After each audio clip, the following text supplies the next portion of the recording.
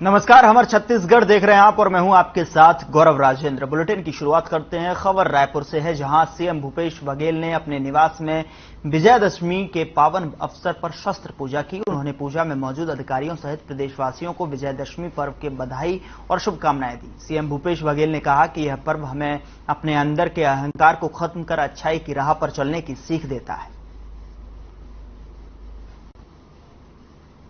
तस्वीरों में आप देख सकते हैं, सीएम ने विजयादशमी के मौके पर विधि विधान से शस्त्र पूजा की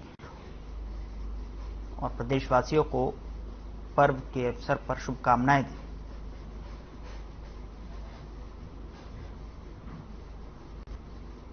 विधि विधान से शस्त्र पूजा की गई। विजयादशमी के मौके पर सीएम भूपेश बघेल ने अपने आवास पर यह पूजा की, जहां पर शस्त्र पूजन किया गया और साथ ही साथ प्रदेशवासियों को विजयादशमी पर्व की शुभकामनाएं दी।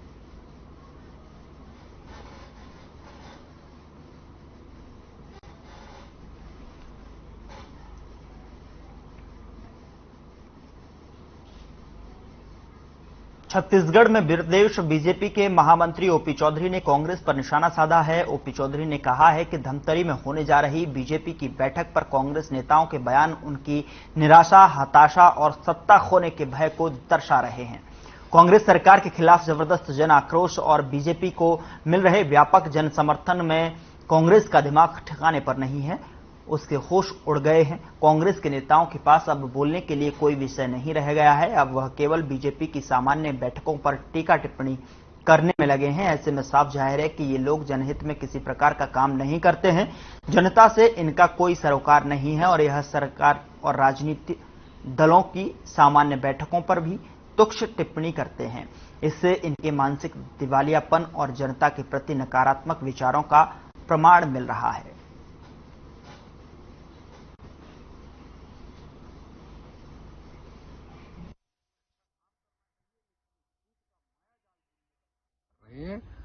अभी कह रहे हैं कि बेरोजगारी, छत्तीसगढ़ के जनता जनार्दन ने इनको, कांग्रेस के नेता भारतीय जनता पार्टी कहां चिंतन कर रही है, कहां क्या रणनीति बना रही है, उसी को ताकने झांकते रहते हैं और अनावश्यक अनर्गल बयानबाजी कर रहे हैं।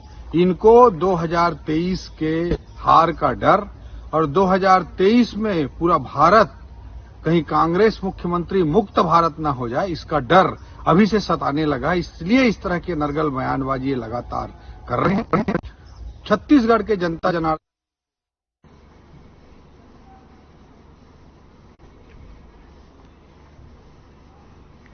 उधर छत्तीसगढ़ के बेमेतरा जिले में किसान नेता योगेश तिवारी की फेसबुक आईडी हैक कर लिया गया। साथ ही फर्जी तरीके से जो कुछ भी लोग परिचितों से पैसे की मांग की गई, साथ ही उनके पास इस बारे में मैसेज किए गए हैं। योगेश तिवारी ने मामले की शिकायत पुलिस से की है। पुलिस अधीक्षक धर्मेंद्र सिंह ने बताया कि मामले को संज्ञान में लिया गया है और जांच की जा रही है।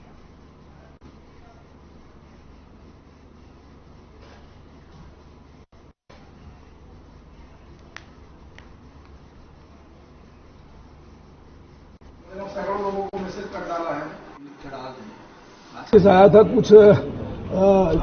कुछ लोग हैं जो फर्जी आईडी बनाकर जो संचालित कर रहे हैं मेरे नाम से। अभी एक आईडी सामने आया, इसके पहले भी एक आईडी आया था, मैं नजरअंदाज कर दिया था। लेकिन आज जगह जगह मेरे बहुत सारे जो बेमेतरा क्षेत्र से और बाहर छत्तीसगढ़ के भी कुछ लोग हैं, मुझे पैसे की मांग कर रहे हैं कि मुझे 10,000 की आवश्यकता है, कभी 20,000 की आवश्यकता है।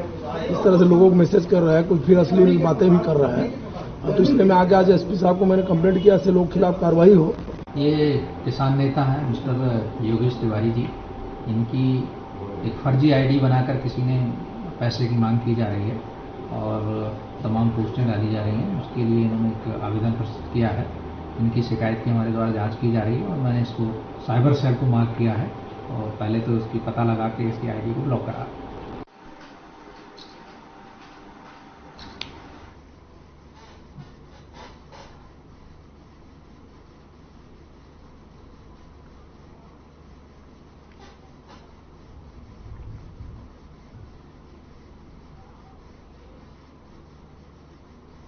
उधर सुकमा के मुयापारा में एक हफ्ते के अंदर 4 लोगों की अचानक मौत हो गई, जिससे गांव में दहशत का माहौल है। जानकारी के मुताबिक 2 लोगों की लंबे समय से बीमारी की वजह से मौत हुई है, वहीं और 2 लोगों की अचानक बुखार से दर्द होने के बाद झाड़ फूंक के दौरान मौत हुई।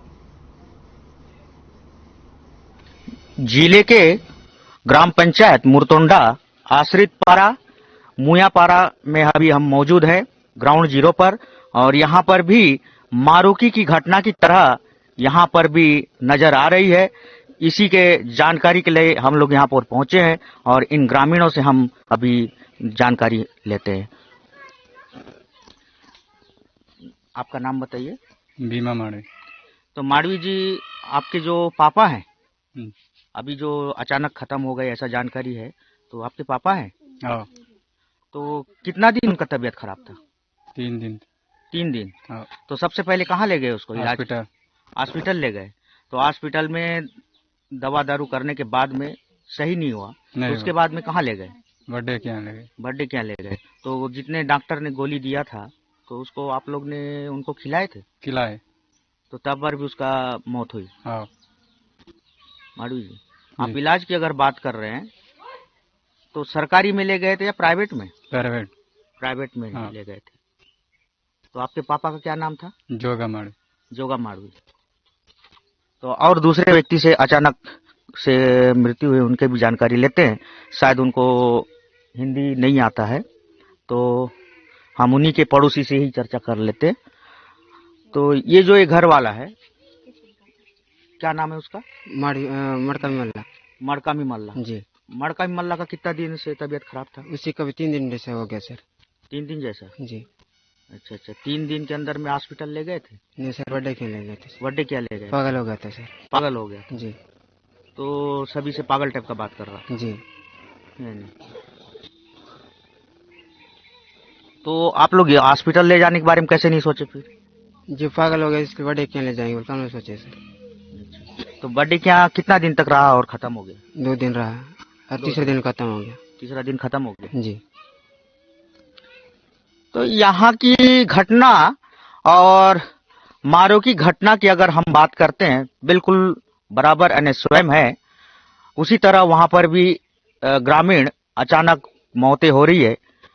तो हमने यही खबर यहाँ पर भी सुन करके मालूमात करने के लिए पहुंचे थे। बालकराम यादव और कैमरामैन जगदीश नाग के साथ। वक्त छोटे से ब्रेक का है, फौरन हाजिर होते हैं कुछ और खबरों के साथ।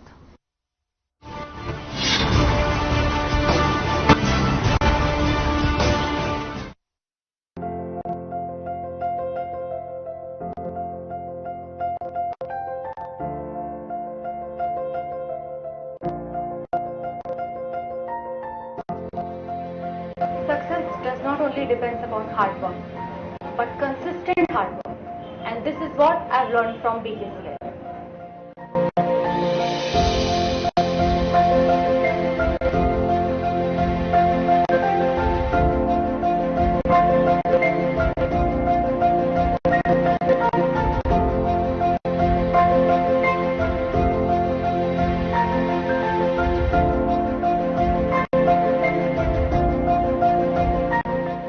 My name is Tulika Yadav and my overall rank is 96 Chhattisgarh PAT 2022. I was from biology stream and changing my stream from biology to agriculture was a difficult decision, like for many of you now. I would suggest you to ask your seniors, take ground report. What you will get is BKCI is the best.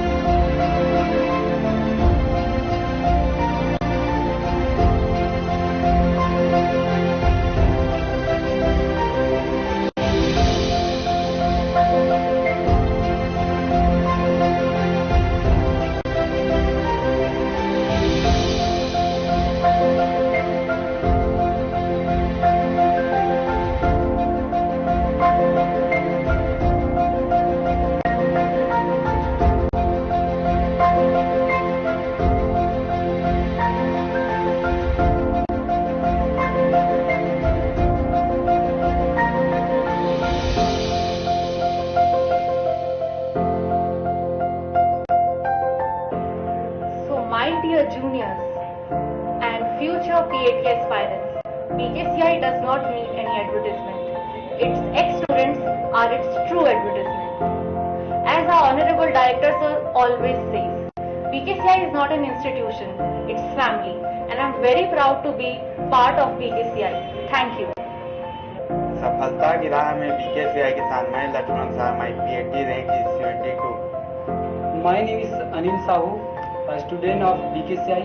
My overall rank 30. Myself Akib Khan, student of BKCI. My overall rank is 51. मेरा नाम कौशल कुमार साहू है और मेरा CGPAT में overall rank 49.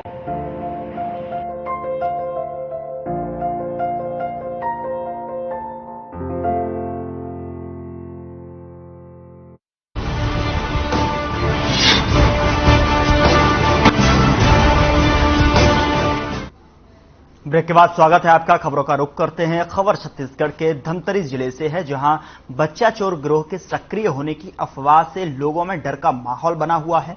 दरअसल इलाके में एक बच्चा चोर गिरोह का वीडियो तेजी से वायरल हो रहा है, जिससे कई लोगों ने पुलिस की मुस्तैदी पर सवाल उठाए हैं।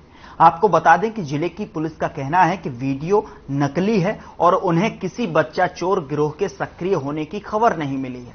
पुलिस ने लोगों से परेशान ना होने की अपील की है।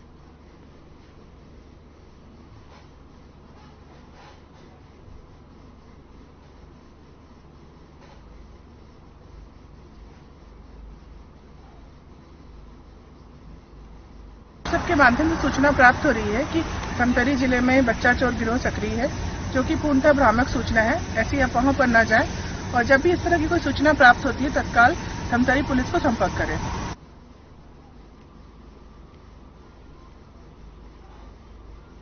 उधर कोरबा में विजयादशमी के मौके पर एसपी संतोष सिंह की मौजूदगी में शस्त्रों पूजा की गई। पुलिस अधिकारियों ने वैदिक मंत्रोच्चार के साथ पूजा पाठ कर हर्ष फायर भी किया। बता दें कि असत्य पर सत्य की जीत का पर्व दशहरा के मौके पर शस्त्र पूजन का इतिहास काफी पुराना है।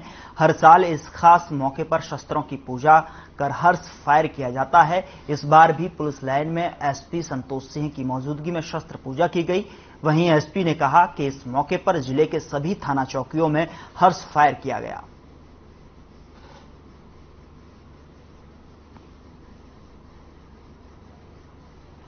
विजयादशमी के मौके पर ये शस्त्रों की पूजा की गई। साथ ही साथ शस्त्रों की जो पूजा है उसका इतिहास काफी पुराना है। एसपी की मौजूदगी में यहां हर्ष फायरिंग भी की गई। साथ ही एसपी ने बताया कि शस्त्र पूजा के दौरान कई पुलिस चौकियों पर यह हर्ष फायरिंग की गई।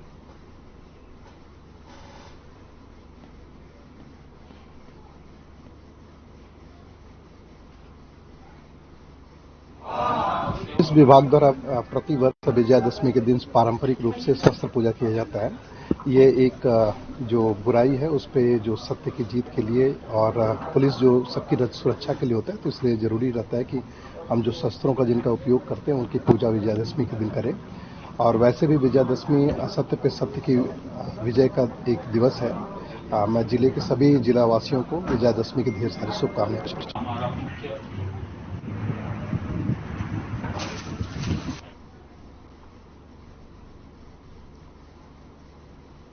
उधर कोतवाली थाना क्षेत्र सीतामढ़ी निवासी एक 29 वर्षीय युवक की मौत का मामला संदेह के घेरे में आ गया है।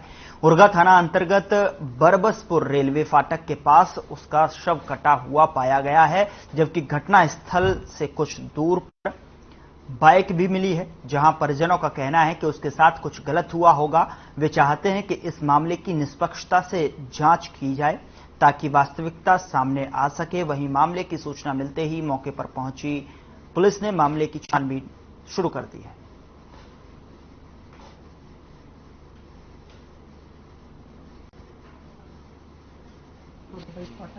दूध लेके निकला है। निकलने के बाद जहाँ दूध देते हैं वहाँ से फोन किए तो वो अगला पार्टी उसको 500 रुपये पैसा भी दिया है, वो जो दूध वाला डेयरी वाला, और बता रहा था कि 2 आदमी आए थे साथ में। फिर उसके बाद हम मेरे से मुलाकात नहीं हुई।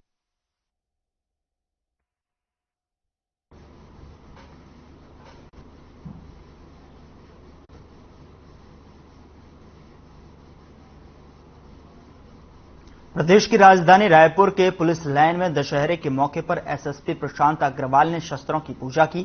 इस मौके पर जिले के तमाम आला अधिकारी मौजूद रहे। आपको बता दें कि देश भर में दशहरे के पर्व की धूम है। इस दिन बुराई के प्रतीक रावण का दहन किया जाता है। दशहरा पर्व को विजयदशमी के नाम से भी जाना जाता है। इस दिन दशहरा पूजा के साथ अस्त्र शस्त्र की पूजा का विधान है। कहा जाता है कि इस दिन शस्त्र पूजा से शत्रुओं पर विजय प्राप्त होती है। इसी परंपरा का निर्वहन करते हुए पुलिस लाइन में अस्त्र शस्त्रों की पूजा की गई।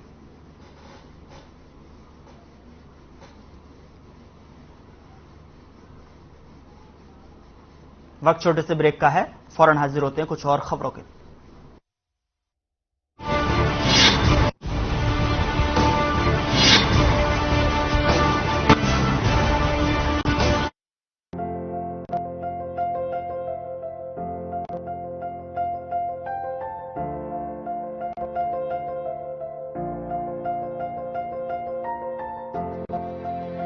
Success does not only depends upon hard work, but consistent hard work. And this is what I've learned from BKCI.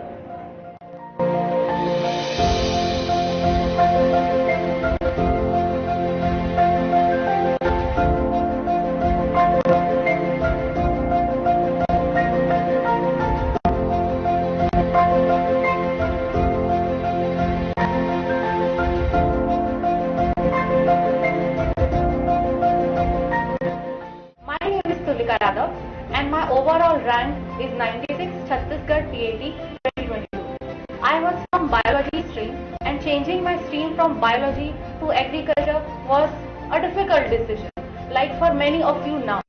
I would suggest you to ask your seniors, take ground report. What you will get is BKCI is the best.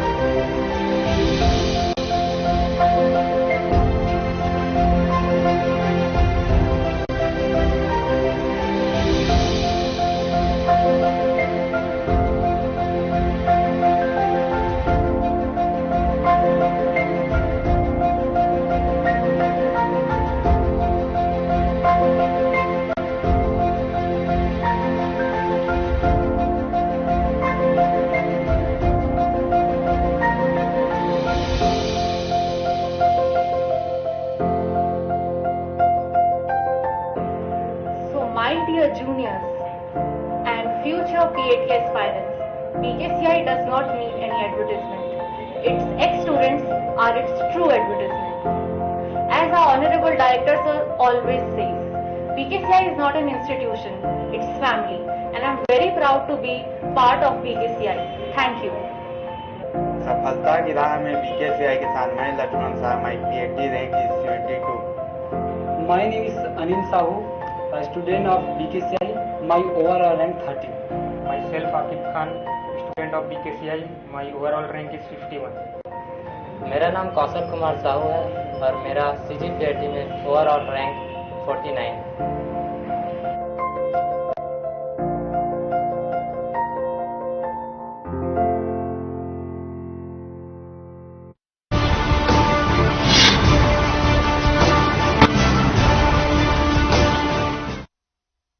Break के बाद स्वागत है आपका। खबरों का रुख करते हैं। रायपुर में पुलिस को बड़ी कामयाबी हाथ लगी है।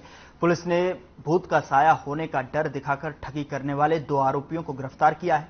साथ ही आरोपियों से 13 लाख रुपए नगद और 48 ग्राम सोना भी बरामद किया है।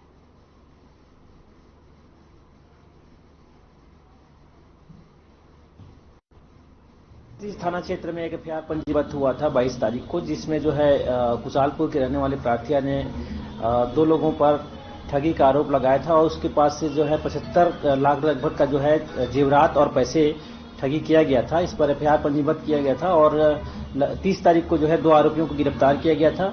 आरोपियों से जो है माननीय न्यायालय से इनका पुलिस रिमांड लिया गया और दोनों को जो है उनके गृह ग्राम ले जा करके पुलिस द्वारा जो है उनके घर की तलाशी ली गई, जिस पर से जो है लगभग 13 साढ़े 13 लाख रुपए नगद बरामद किया गया है और 48 ग्राम सोना बरामद किया गया है।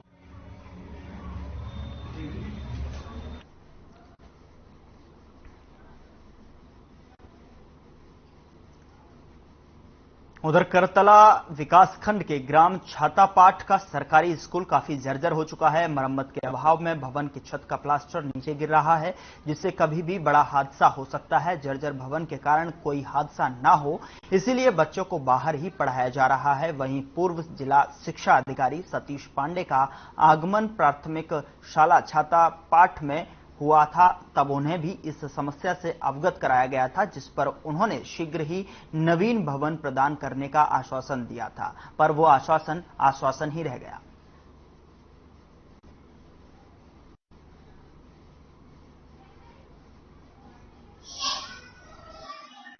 है और कमरे के अंदर बच्चों को बिठा पाना संभव ही नहीं है। किसी प्रकार की अप्रिय घटना होने की संभावना है। इस कारण अभी हम लोग इस बच्चे को बाहर बिठा के रखते हैं। इस विषय पर हम लोग सूचना दे दी है अपने सीएससी के माध्यम से। विकासखंड शिक्षा अधिकारी और जिला में भी सूचित कर चुके हैं। पंचायत स्तर पे भी हम लोग सूचना दे चुके हैं अब, और 1-2 बार इंजीनियर लोग भी आके सर्वे वगैरह करके चले गए हैं।